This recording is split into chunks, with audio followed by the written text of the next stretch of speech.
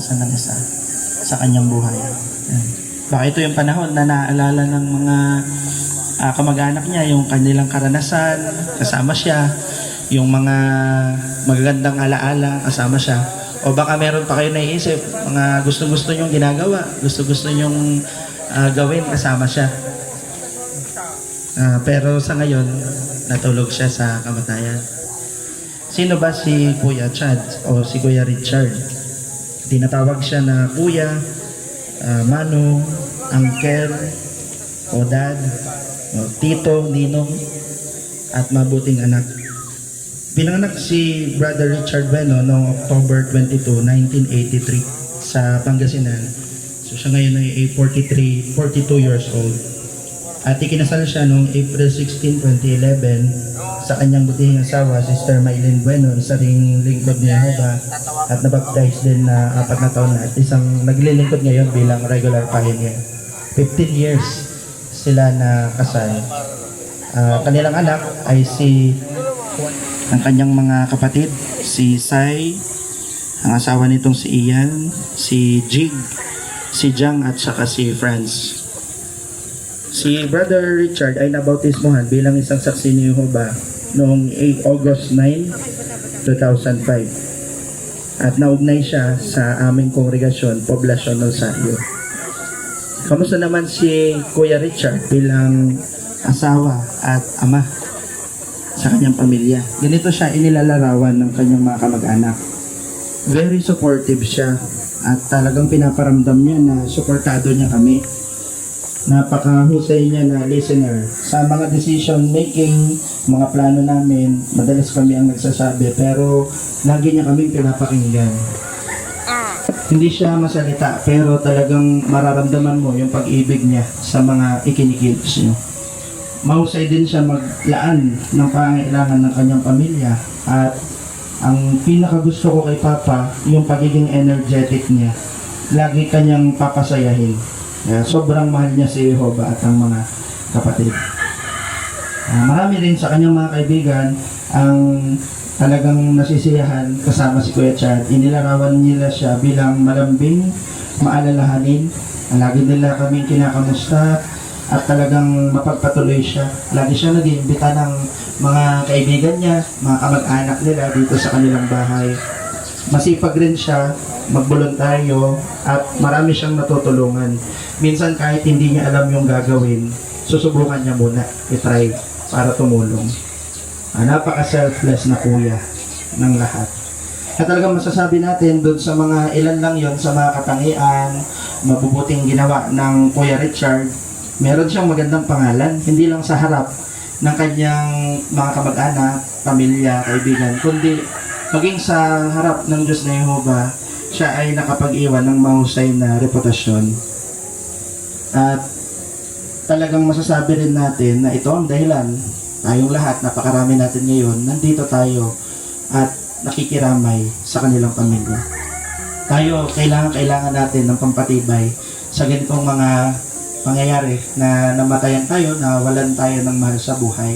At ang Diyos ay alam na alam niya yung ganitong sitwasyon na nakakaranas ng kamatayan. Yung nararamdaman ni Ate Maylene, nila Yuan, nila Nanay Fe at ng kanyang mga kapatid, ito ay normal na nararamdaman ng isang taong nagdadalamhati. Kaya valid ito at talagang ina-acknowledge ito ng Diyos na madama nila. Bakit natin nasabi yan? Sa Biblia may mga halimbawa ng record na namatayan sila. At tignan natin yung reaction nila. Dito sa Genesis 23:2, binanggit dito yung isang lingkod ng Diyos na si Abraham. Namatayan siya ng mahal niyang asawa na si Sarah. Ang sabi, nagsimula siyang magdalamhati. Umiyak si Abraham. Sabi, nagsimula. So, ibig sabihin, marami. Yun yung unang araw, maraming araw siya na nagdadalamhati at umiiyak dahil sa pagkawala ng kanyang mahal sa buhay. Doon naman sa Genesis 37, 34, 35, ang binanggit naman dito na record ay tungkol kay Jacob. Namatay yung kanyang anak na si Jose. Binalita nila, namatay yung anak mo, paborito anak niya si Jose. Sa sobrang bigat nung kalungkutan na nadarama niya, alam niyo yung ginawa niya, Pinunit niya yung kanyang damit, yung kasuotan niya, tapos siya ay tumangis. Tapos siya ay nagdalamhati. Natrinay siya, sinubukan siyang patibayin ng kanyang pamilya, inaaliw nila siya, pero tumanggi siya. Hindi niya kayang mapatibay. Kaya sabi dun sa verse 35, patuloy siyang umiyak. Marahil ganyan din ang nadarama ngayon ng pamilya Bueno. Pero dahil ito ay naka-record sa Biblia, ang mga ulat na ito ng kamatayan, tiyak din natin na ang Diyos ay nadarama rin ang ganitong sakit kapag may namamatayan, lalo na ng kanyang mga lingkod. Bakit natin alam iyon? Si Jesus na buktong na anak ng Diyos ay larawan, napakalinaw na larawan ng kanyang ama. Meron ding record na si Jesus ay namatayan ng mahal niya sa buhay. Doon sa Juan 11:33 to 35, binanggit dito yung kanyang matalik na kaibigan na si Lazaro. Ano yung ginawa ni Jesus nung namatay ang kanyang kaibigan? Nabalitaan niya. Nakiramay siya, umiyak siya, nagdalamhati kasama nila. At bukod doon, pinatibay niya yung pamilya na namatayan, pamilya ni Lazaro, at doon niya binanggit yung mga pangako na gagawin ng Diyos para sa mga namatay na mahal sa buhay. At meron din siyang ginawang himala. Kaya merong gustong sabihin sa inyo, sa mga kapamilya ni Kuya Chad at mga mahal niya sa buhay, merong gustong sabihin sa inyo ang Diyos. Tingnan natin yung binabanggit sa Awit 34:18. Awit 34:18. Si Jehovah ay malapit sa mga may pusong nasasaktan. Nililigtas niya ang mga nasisiraan ng loob. Kaya ito mismong panahon na nalulungkot at nanghihina ang mga naulila ni Kuya Richard, gusto iparamdam ng Diyos na Jehovah sa inyo na malapit siya. Gusto niya kayong samahan at gusto niya kayong patibayin sa panahong ito. At nakikita niya yung paghihirap mismo na inyong nadarama, yung eksaktong nadarama ninyo. Bagaman mahirap itong sabihin sa ibang tao o ilarawan, pero ang Diyos, gustong-gusto niya na madama dyan. At dahil nakikita ng Diyos kung gaano kasakit ito para sa mga namatayan, yung pangyayaring ito, ano yung pangako na gusto niyang sabihin sa kanila? Dito tayo sa Awit 147:3. Awit 147:3. Pinagagaling niya ang mga pusong nasasaktan. Tinatalian niya ang mga sugat nila. So, pangako ni Jehovah, kapag meron siyang nakita na nasugatan, nasasaktan, ang gagawin niya, tatalian niya yung mga sugat. Naranasan niyo na ba na nasugatan kayo mga kapatid at mga kaibigan, yung parang first aid, na aksidente na ba kayo? Minsan kahit nandun pa lang yung rescue, dumudugo pa, tapos bebendahan yung sugat ninyo. Ano yung pakiramdam ninyo kahit hindi pa magaling yung sugat? Nandun yung emergency rescue ninyo. Di ba po ay nakakagaan ng loob? Nakaka-comfort na mayroong nagpo-first aid. Sa katulad na paraan, ganoon ang gustong gawin ng Diyos sa mga namatayan, mga nakakaranas ng kabalisahan at kalungkutan. Gusto niya silang talian, i-first aid. At paano niya ginagawa iyon? Ang ginagawa ng Diyos na Jehovah, nagbigay siya sa Biblia ng pag-asa para sa mga namatay. At yun yung magsisilbing first aid. Kahit hindi pa agad maibalik yung kasakdalan, kahit na namamatay pa rin ang tao at nalulungkot pa rin tayo, may first aid. Yun yung pag-asa sa Biblia.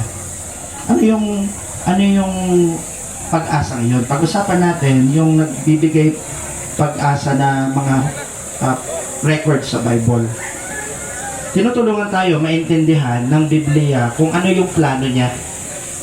Ano ba yung plano niya noon nung nilikha niya ang unang tao, yung unang mag-asawa? Tingnan natin sa Genesis 2:16.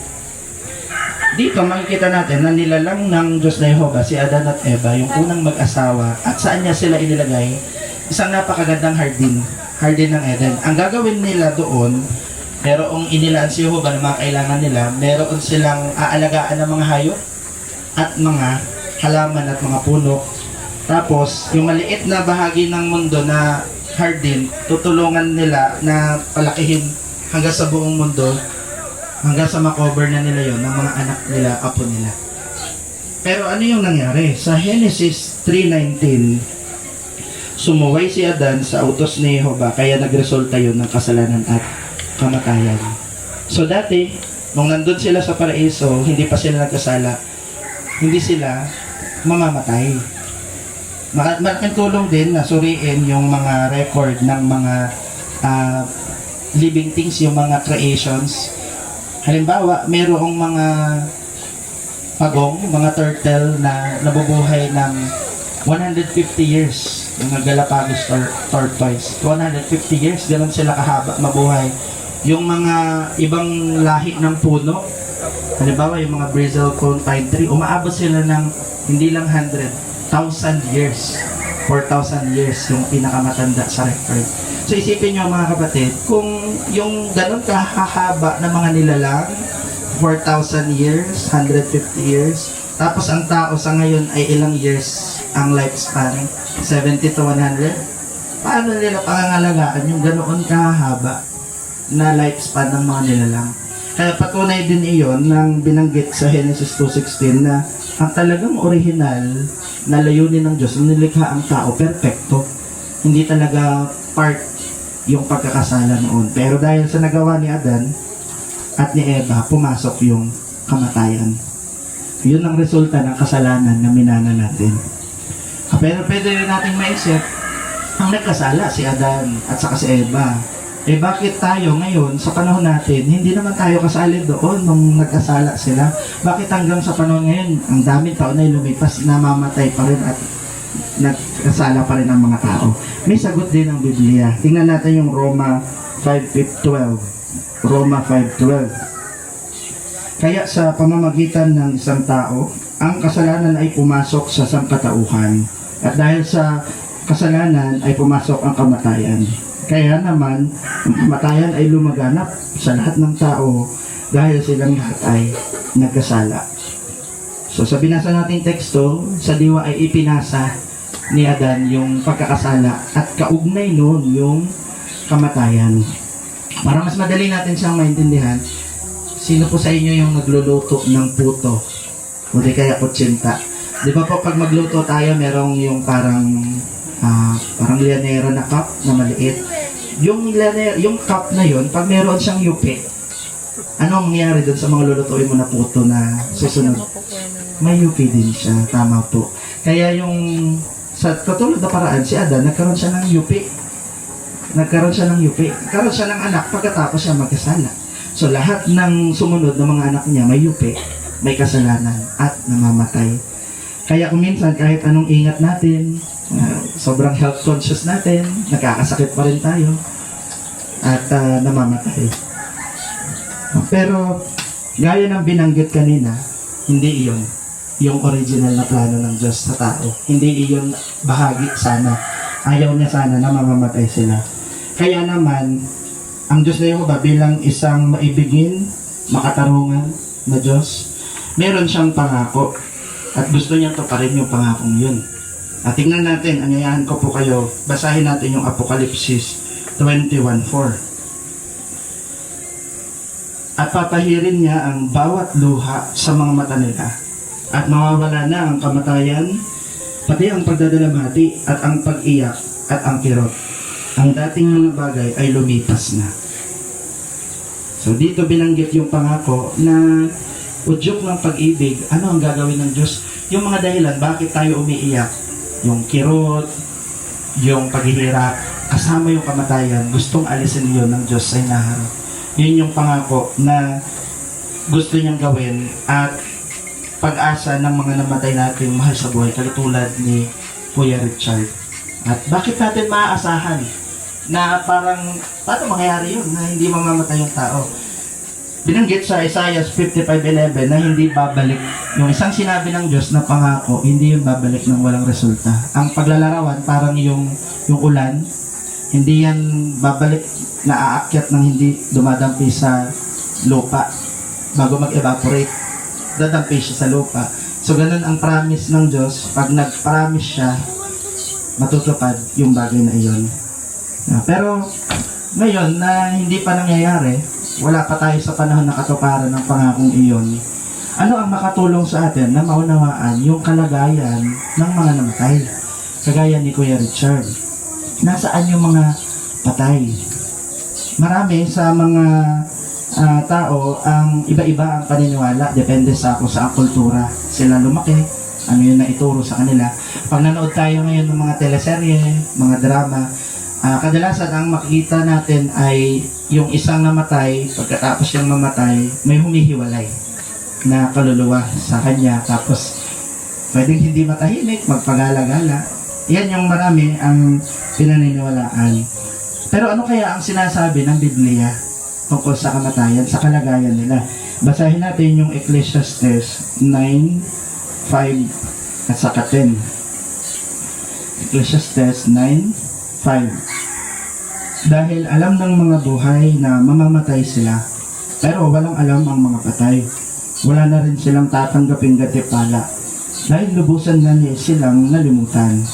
Sa 10, ano man ang pwede mong gawin, gawin mo ng buong makakaya, dahil wala nang gawain, pagpaplano, kaalaman, o karunungan sa libingan kung saan ka pupunta.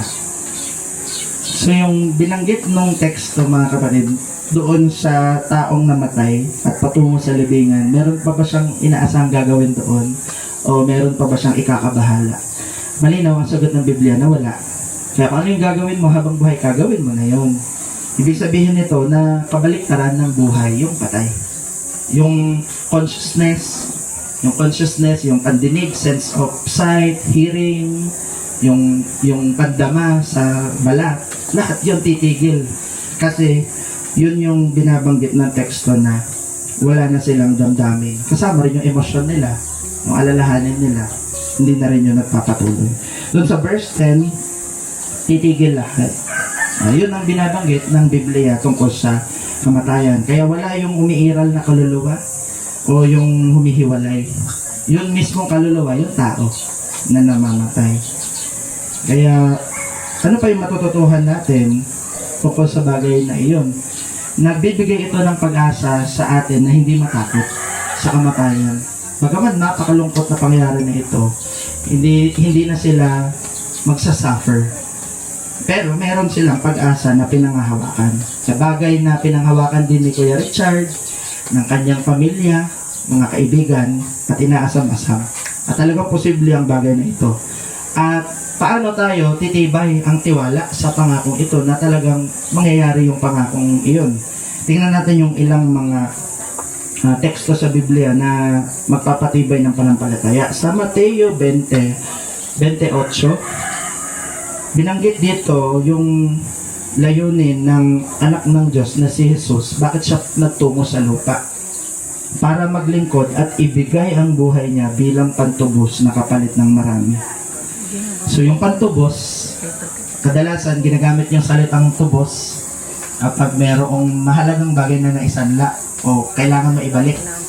Ano yung bagay na naiwala kanina doon sa kasalanan ni Adan? Naiwala ni Adan yung perfect. Yung buhay na walang hanggan, naiwala niya yun kasi nga may kasalanan. So dahil naman sa buhay ni Jesus, perfect siya na nabuhay sa lupa hanggang kamatayan, wala siyang ginawang pagkakamali. Perfect, naibalik yung pag-asa na yun, nabayaran yung kasalanan na yun. Kaya dahil doon, isang pangako ng Diyos na pagkabuhay muli, yung sakripisyong ginawa ni Jesus ay matibay na dahilan para umasa tayo na ibabalik yun. Sa unang Korinto 15:22, binanggit na kung kay Adan ang lahat ay namamatay, kay Kristo naman lahat ay bubuhayin. So, kabaliktaran nung nangyari kay Adan, si Jesus naman yung dahilan na umasa tayo na may pagkabuhay muli. Bakit natin gagamitin na reference yun? Kasi si Jesus mismo ay namatay sa lupa at binuhay muli. So yung record na iyon na pagkabuhay muli ay isang garantiya na nangyari na ang pagkabuhay muli. At kung titignan po natin ang ilang bahagi ng Biblia, meron ditong 9 na record ng pagkabuhay muli. Hindi lang yung kay Jesus. May iba pang mga lingkod ng Diyos na binuhay muli. Yung mga binuhay muli na iyon, kalaunan, tumanda rin ulit sila at namatay. Pero yung record na iyon na binuhay sila muli ay kasama sa mga ebidensya kung bakit tayo makakaasa na totoong-totoo ang pagkabuhay muli. At paano iyon mangyayari? Paano sila mabubuhay? Meron ding binanggit ang Biblia para mas madali nating mailarawan sa ating isipan. Yung sa record ng Juan 5:28-29. Juan 5:28-29. Huwag kayong mamangha rito dahil darating ang panahon na ang lahat ng nasa mga alaalang libingan ay makaririnig ng tinig niya at bubuhayin silang muli. Ang mga gumawa ng mabuting bagay tungo sa pagkabuhay muli sa buhay. Pero ang mga gumawa ng masasama tungo sa paghatol. Si Jesus mismo ang gagamitin ng Diyos para tuparin ang kanyang pangako. Yung original na plano niya noon, kaya dan sa kay Eva na buhay na walang hanggan, yun yung mangyayari kapag nabuhay ng muli yung mga taong natulog sa kamatayan. Paano yung bagay na yun, katotohanan sa Biblia ng mga pangakong yun ay nakaka-apekto sa atin, makakatulong sa atin na naririto ngayon. Yung pagka naririto natin na sumusupport tayo sa pamilya nila Kuya Richard. Ang totoo, napakalaking bagay. Big deal yung pagka naririto natin sa pamilya nila Ate Maylin. Pero ang totoo, hindi lang sila ang nakikinabang. Tayo mismo na nandito, mapapatibay tayo sa pagiging totoo ng pangakong iyon. Ang isang dahilan ay ang buhay ng tao hindi natin masasabi kung gaano katiyak. Kagaya ng binanggit kanina, di ba yung lifespan po sa isang pagsusuri ngayon ng average sa global 72, 70 sa lalaki, 75 sa babae. Hindi kasama doon yung pag may emergency, may accident, pag naging biktima tayo ng di inaasahang pangyayari, baka mas maaga, si Kuya Chad 42. Hindi natin hawak kung gaano kabilis pwede mangyari yun. Anything can happen. Pero pinapaalala ng mga burol, mga libing kagaya nito na nandito tayo ngayon na bagaman napakaikli at walang katiyakan ng buhay, pwede nating gamitin yun sa makabuluhang paraan. Kagaya ng narinig natin kanina na si Kuya Chad, meron siyang mahusay na reputation. May mga magagandang komento yung kanyang mga kamag-anak, yung kanyang mga kapatid. Pwede natin tularan na makagawa rin tayo ng mahusay na reputasyon. At meron pang isang magandang bagay na ginagawa ang pagpunta natin sa ganitong mga libing o burol. Basahin natin yung Ecclesiastes 7:1 at saka dito sa verse 2. Ang magandang pangalan ay mas mabuti kaysa sa mamahaling langis, at ang araw ng kamatayan ay mas mabuti kaysa sa araw ng kapanganakan. Mas mabuti na pumunta sa bahay ng namatayan kaysa sa bahay na may handaan, dahil iyon ang wakas ng lahat ng tao. Dapat itong isa puso ng mga buhay. Binanggit dito yung kahalagahan, pinahahalagahan natin yung pagkakataon na makapagpatibay tayo sa kanilang pamilya. At ano pa yung pwede nating suriin sa mantalang nandito tayo o kapag may mga ganitong pagkakataon? Binanggit yung reputasyon, yung magandang ulat. Ano kaya yung kapag tayo naman, ano kaya yung iisipin ng iba? Ano kaya yung sasabihin ng iba sa ating pangalan? Kaya din ng kay Kuya Chad? Ano kaya yung mga sasabihin din nila sa atin? Binanggit dito na yung mga bagay na yun ay katulad ng mas mabuti pa kaysa sa mamahaling langis. So, nandito tayo dahil na-appreciate natin yung taong mahal natin sa buhay. Pero ano kaya naman ang ating katayuan? Nakagawa siya ng mahusay na katayuan sa harap ng Diyos na Yehova. Kaya tayo din, gusto rin natin na magkaroon ng magandang katayuan. Paano natin iyon magagawa? Ang isang mahusay na ginawa ni Kuya Chad, naging focus siya sa kanyang mahalagang oras. Ginamit niya iyon sa kanyang paglilingkod sa Diyos. Binanggit din kanina na nagpabaptize siya, nag-aral siya ng Biblia. At yung mga natututunan niya, binabahagi niya yun sa kanyang mga kamag-anak, yung kanyang mga kapamilya. Lagi na rin silang nakakausap tungkol sa mga pangako ng Diyos sa Biblia. Malaking tulong din kung yung mga natutunan natin lalo ngayon ay maibahagi din natin maaliw din natin yung iba na nagdadalamhati, ma-share din natin yung katotohanan ito. At isa pa, meron ding malaking tulong ito tungkol sa pananabik natin. Yung pag-asang iyon, mas nagiging totoo samantalang tinutulungan natin ang bawat isa, inaaliw natin ang bawat isa sa mahirap na sitwasyong ito. Nung narinig ng pamilya ni Kuya Chad yung pag-asa na mamumuhay silang muli sa masayang kalagayan, inaasam-asam nila iyon.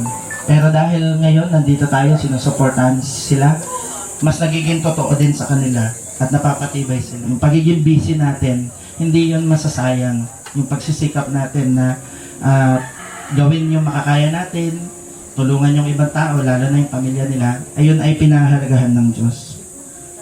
At alam din natin na hindi matatapos sa araw na ito, yung pagsisikap na gagawin natin. Pwedeng magiging busy pa rin tayo, natutulungan sila. Paano natin gagawin yun?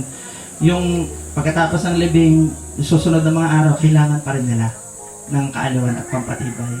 So, paano natin yun gagawin? Tingnan natin yung binanggit, isa pang huling teksto na basahin po natin, Kawikaan 17:17. Kawikaan 17:17, ang tunay na kaibigan ay nagmamahal sa lahat ng panahon. Isang kapatid na maaasahan kapag may problema. Ang Kuya Chad ay naging tunay na kaibigan sa marami sa atin. Mahal na mahal siya ng mga pamilya at kaibigan niya. Gustong-gusto din natin gawin iyon sa kanilang pamilya. Magiging tunay na kaibigan din tayo. Napakahalaga na patuloy din nating paalala sa kanila yung pag-asa na tinalakay natin at patibayin. At patuloy nating ipanalangin sa Diyos na Yehova yung kalungkutan na iyon ay mabata, makapaglabanan natin, matiis natin habang hindi pa dumarating yung pangakong iyon. At patuloy din na sikapin na alamin yung mga pangako sa Biblia na iba pa para lalong tumibay yung pananampalataya natin. At talagang walang duda na patibay tayo sa mga record na iyon ng Biblia. Nakita natin yung tunay na kalagayan ng mga patay, kalagayan ni Kuya Chad. Hindi tayo mag-alala kung nahihirapan ba siya, kung natatakot ba siya, nasasaktan. Wala kasing kaluluwa na humihiwalay sa kanya. Pero ang tiyak natin, maaasahan ng payo ng Biblia na may ebidensya rin, kasama yung buhay ni Jesus, yung pantubos, na pangahawakan natin yon, gustong-gusto ng Diyos na mabuhay ang tao sa hinaharap. At dahil mahal niya tayo, sa ngayon, hindi niya tayo pababayaan. Nandyan yung mahal natin mga kaibigan, mga kapatid. At tuloy natin na paglilingkuran ng Diyos na Yehova at kumbinsido tayo at tutuparin niya ang pag-asa ng pagkabuhay ulit. Isang magandang umaga sa inyo mga kapatid at kaibigan. Maraming salamat, Brother Mirasol, sa malinaw na pagpapaliwanag mula sa Biblia tungkol sa mga patay. Tapusin natin yung ating programa ngayon sa awit at sa panalangin. Unahin natin yung awit bilang 151 na may pamagat, tatawag siya. At muli tawagin natin si Brother Mirasol mamaya para sa pansarang panalangin.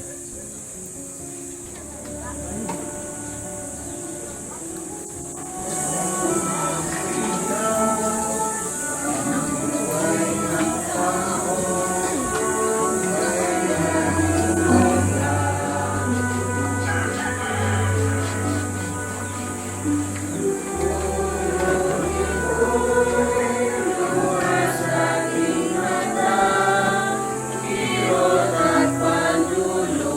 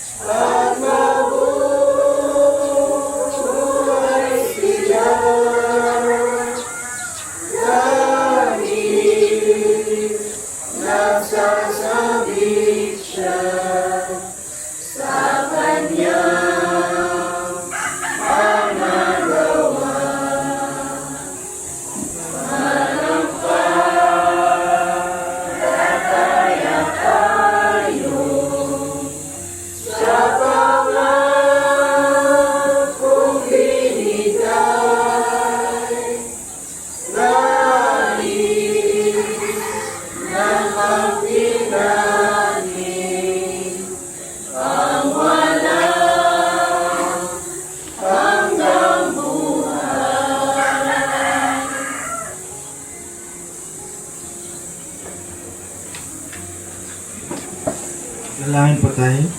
Ang Diyos namin na maibiging Ama namin sa langit, kayo po na lumirinig ng panalangin, Amang Yehova, kami po ay lumalapit at nagpapasalamat sa marami pong mabubuting bagay na tinatanggap namin sa inyo. Salamat po sa mahusay na panahon ngayong umaga. May pagkakataon po kami na mapatibay, samantalang kami po ay nalulungkot, pero napatibay po kami ng pangako ninyo at ng mga turo ninyo sa Biblia. At umaasa kami na yung mga ngakong ito ay talaga pong mangyayari. Alam po namin na mahal ninyo ang Kuya Richard at ang kanilang pamilya at hindi nyo sila lilimutin sa inyong alaala. Kaya napapalakas po kami ng mga ito na patuloy na panghawakan at patuloy na mamuhay kaayon po sa inyong maibiging mga simulain. Napatibay po kami na nagawin ang aming buong makakaya, alalayan po ang pamilya nila Kuya Richard. Tulungan niyo po kami na magkaroon ng banal na espiritu po ninyo sa papunta sa libingan, ingatan ng bawat isa, at ganoon din po sa buong maghapon, maging ligtas po. At alalayan po namin ang pamilya nila Ate Maylin, patibayin sila at taliwin, samahan sila sa malungkot na panahon ito. Alam din namin ang mga Yehova na bagaman marami pong nakakalungkot ngayon na sitwasyon, ay mas marami po kaming pwedeng tingnan sa inaharap na gagawin kasama si Kuya Richard. At tulungan niyo po kami na palaging isa-isip iyon. At samantalang hindi pa yun nangyayari, marami pong kaming kinakaharap ngayon at pangailangan. Tulungan niyo po kami na mapalapit sa inyo, patuloy na umasa dahil palalakasin niyo po kami. May mga pagkakamali rin po kami at nakakagawa kami ng pagkukulang. Pero humihingi po kami ng pahumansin sa mga ito. Alam namin itutuwid niyo po kami. At ito po ang aming taos-pusong pasasalamat, papuri sa inyo at ang panalangin na ito. Dinirinig po ninyo, alam namin, sa pangalan ng Panginoong Hesus.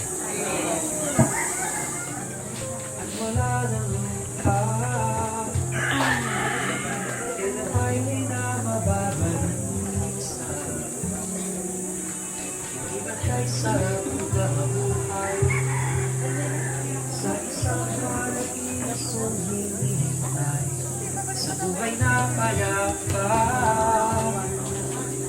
ika'y wala nang hahanapin.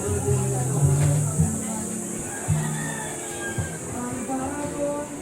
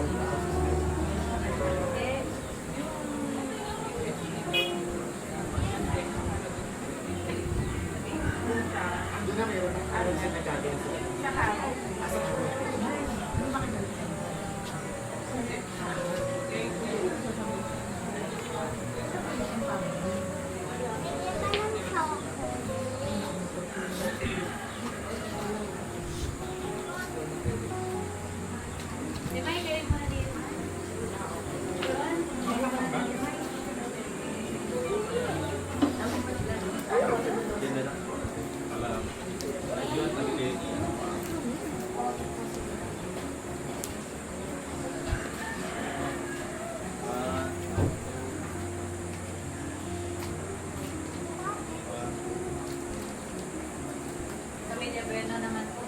Bueno na. Hindi mga kapatid.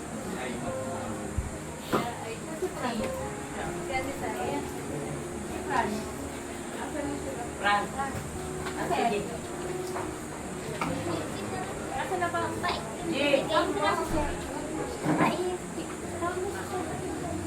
Yan. Tadi. Asa si Riz? Asa si Badi? Kuya. Nasa loob ko yung baby. Badi ka ba?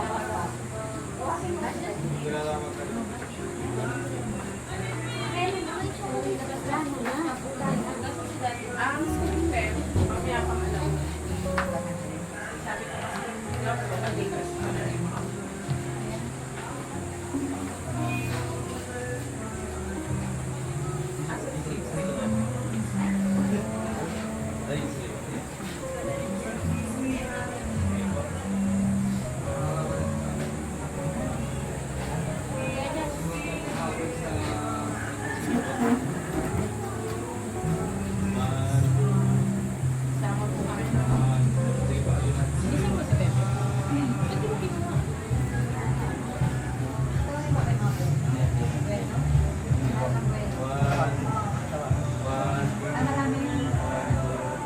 Tama mo si Bebe ko. Hawakan niya yung tignan niya. Kunin ko si Bebe.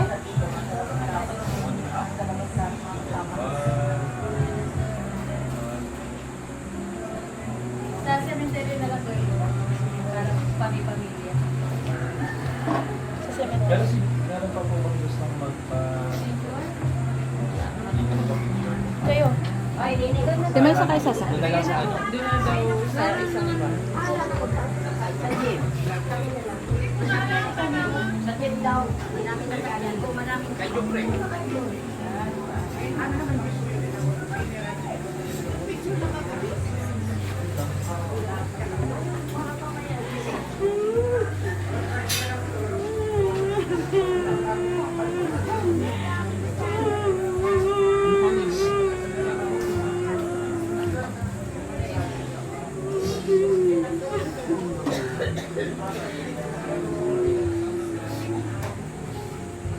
Dati yung lamping sa pamilya.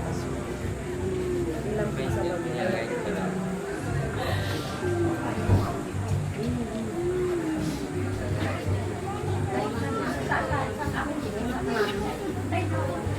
Malaming kit.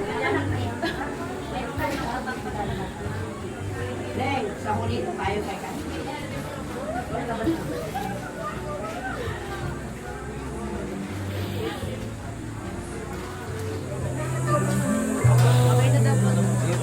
Pinahon na lang ako, ma'am. Pinahon na lang ako.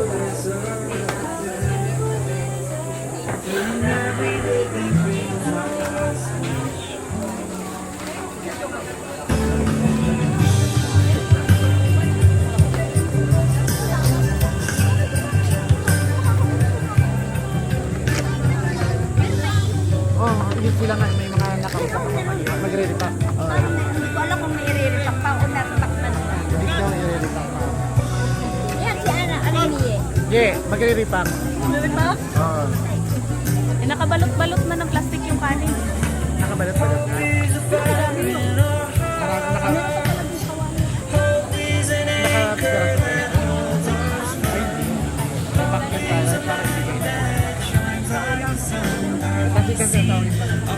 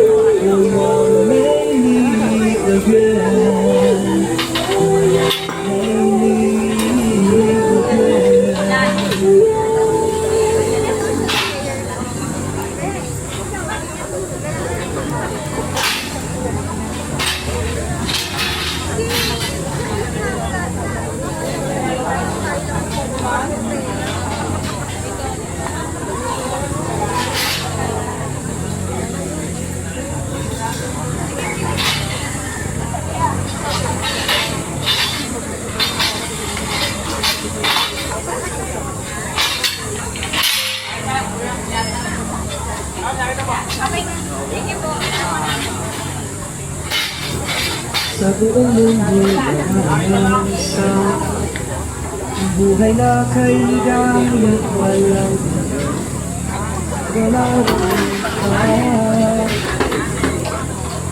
may di na makagalisa.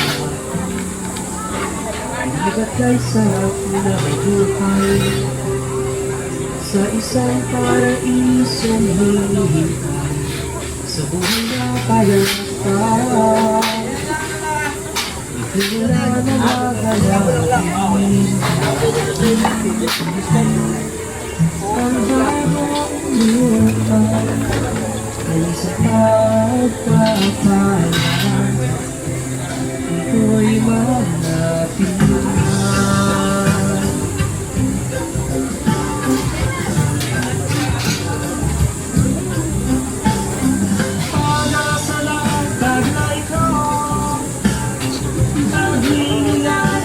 Sa puso ko o kay wala sa isip ko, tunay na pag-asa. Ito'y malapit na.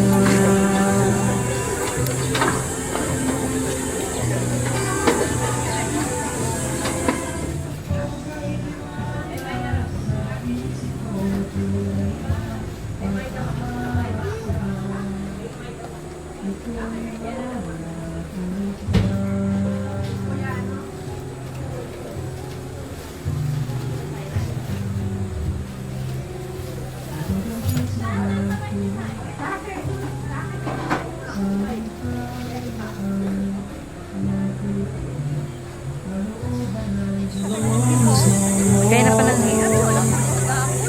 And there's the peace we have been waiting. We will feel His love under the rule of His Son in the new world to come.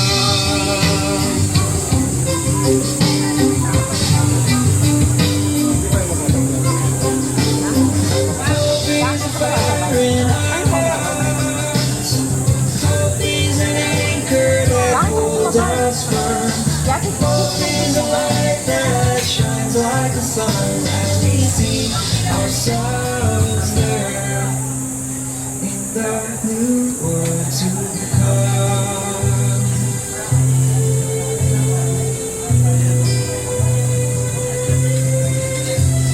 For a moment I think of a place where the mountains and rivers are wide open plains. It's a place to call home.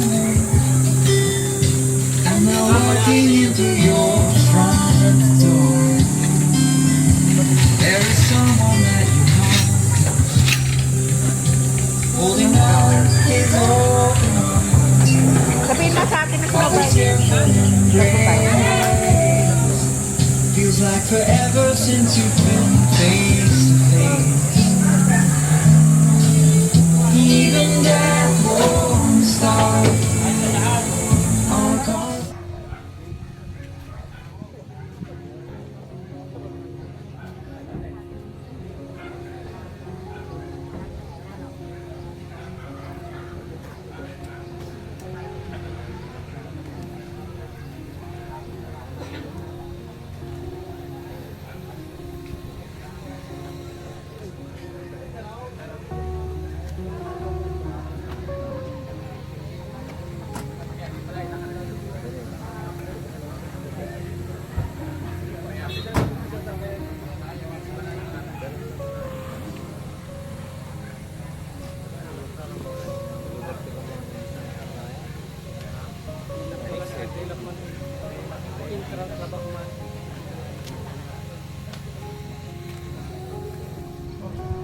Maraming salamat po ulit sa ating lahat na nandito sa lingkungan.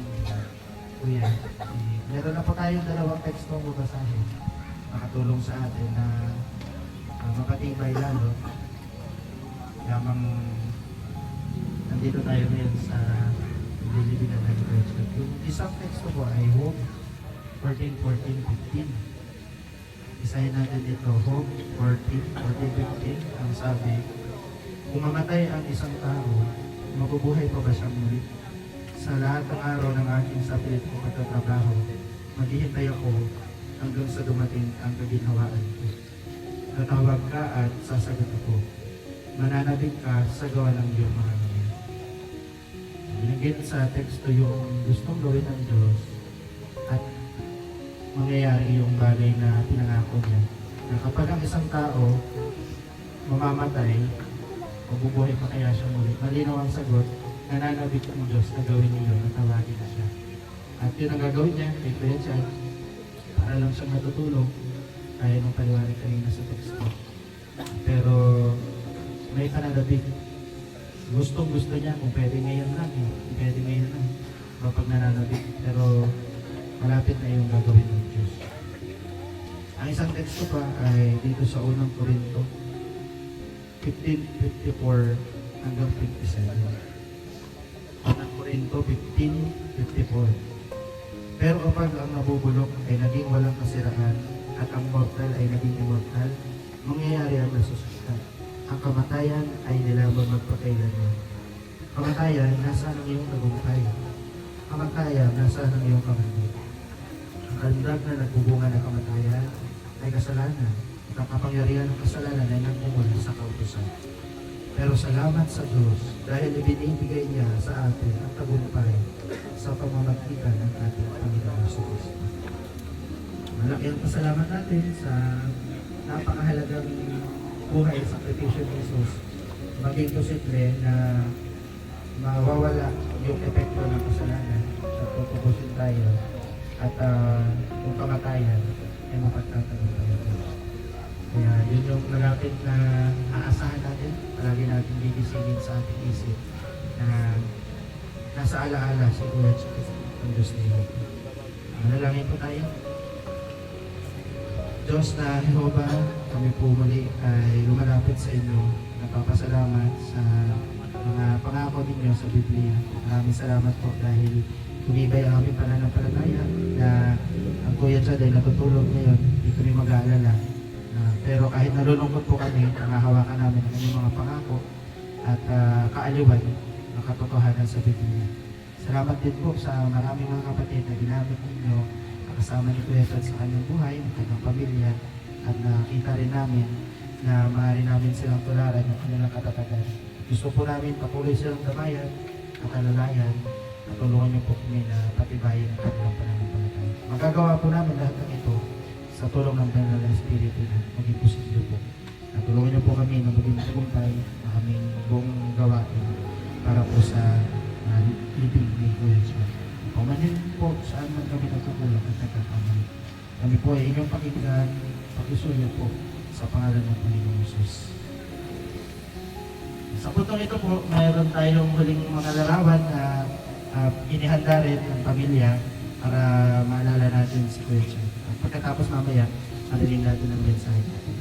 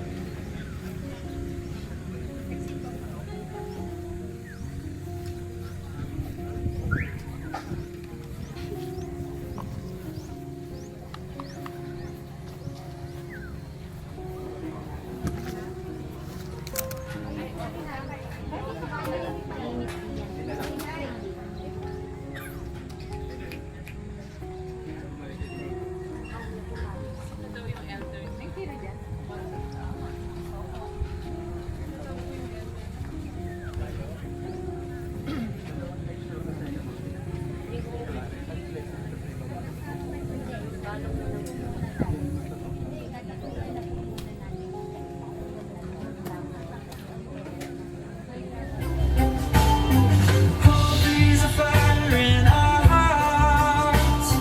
Hope is an anchor that holds us firm.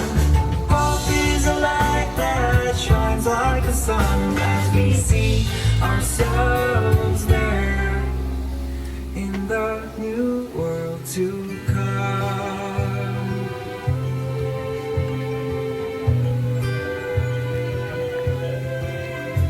Take a moment now and think of our place by the mountains and rivers or wide open plains. It's a place to call home. And now walking in through your front door, there is someone that you know, holding out his open arms and hopes of a tearful embrace. Feels like forever since you've been face to face. Even death won't stop our contact stretched love in the new world to come.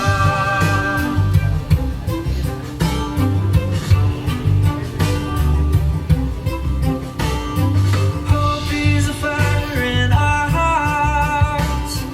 Hope is an anchor that holds us firm. Hope is a light that shines like the sun as we see ourselves there in the new world to come.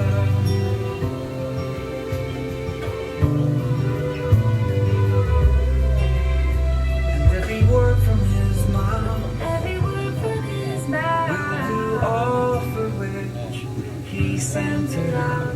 Jehovah's will for this earth, fulfilling every living thing's last wish.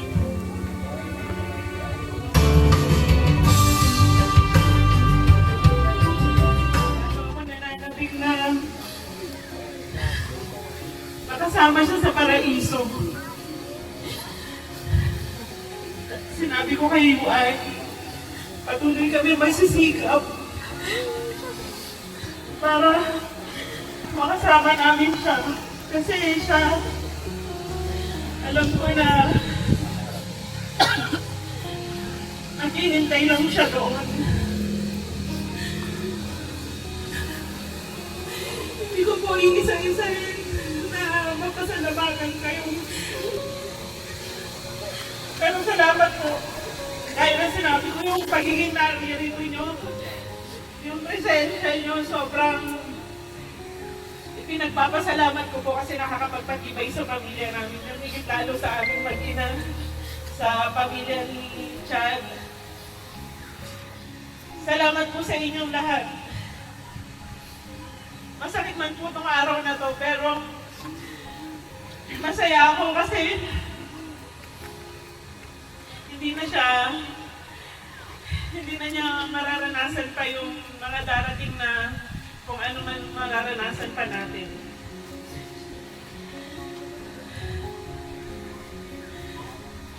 Salamat po ulit.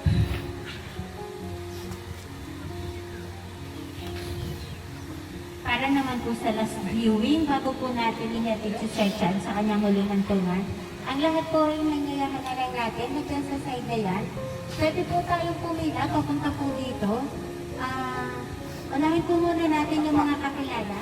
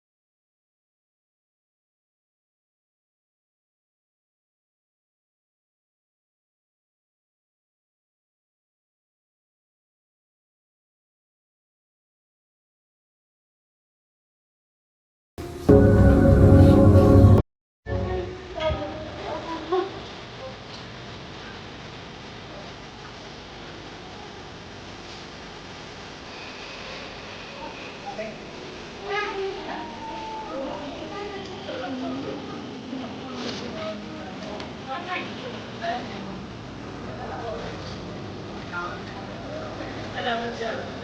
Salamat sa iyo.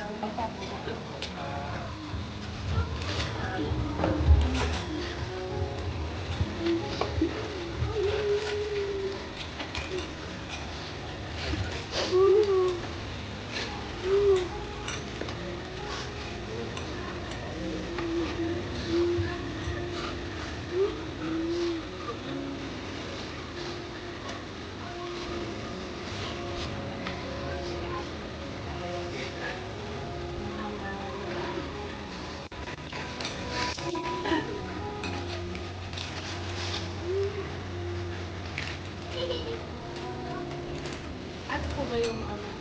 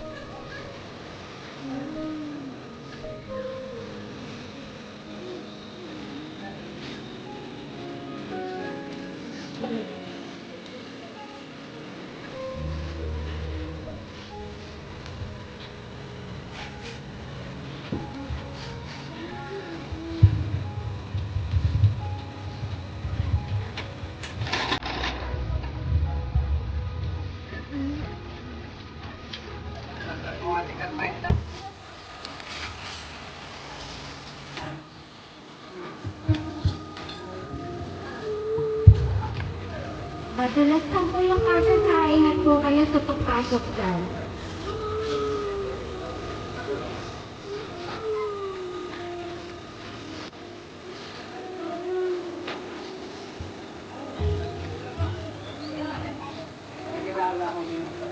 Pag-join lang po dun sa konting kanluran, maglalabas lang po tayo ng ating regalo.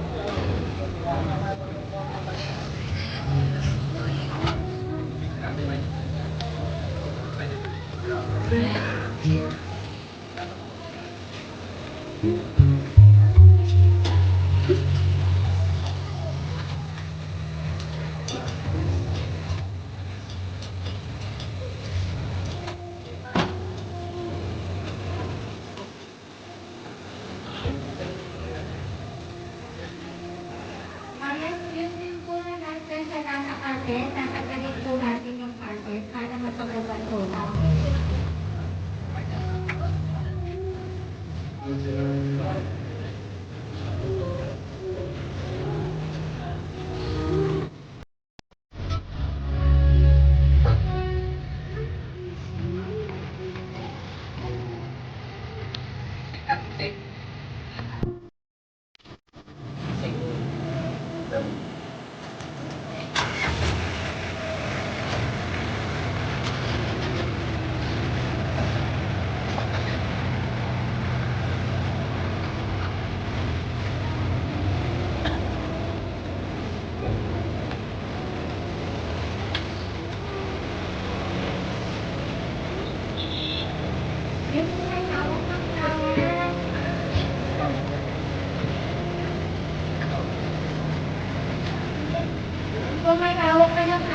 pwede po natin i-offer. Tapos mag-play po ulit tayo dun sa side na yan.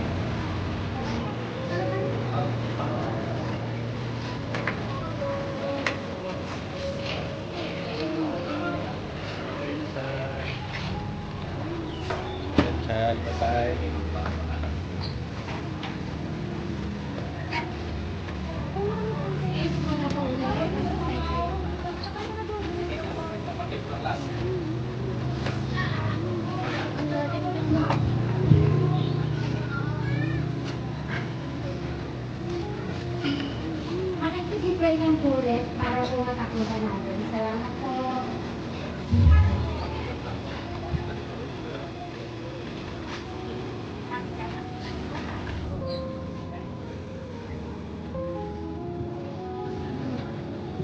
Mansin pa po? Kasi may kulong po yan. May pag-aabi. Ako, ito lang. Yan na.